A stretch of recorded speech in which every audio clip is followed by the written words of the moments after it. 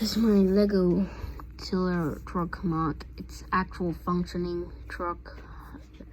Let me start with the front.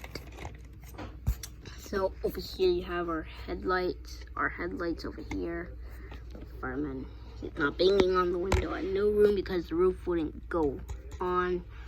This is just a crash test car, like supposed to crash into other Lego vehicles. And the front that always falls off. But I'll reveal this in another video. Why was I pointing here? So as I was thinking about the tiller, it's realistic. I forgot about the light bar. I'm trying to make a light bar, but it won't work. So, yeah. And for the side, I'm gonna start with this side. I want to show you guys something. It has to be like 1 minute.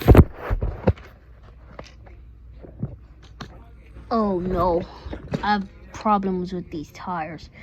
The worst tires. I should not make it like this. So the side in here is hollow. There's nothing in here. Now the ladder actually does work, obviously. So here's the ladder over here. Oh dear. So then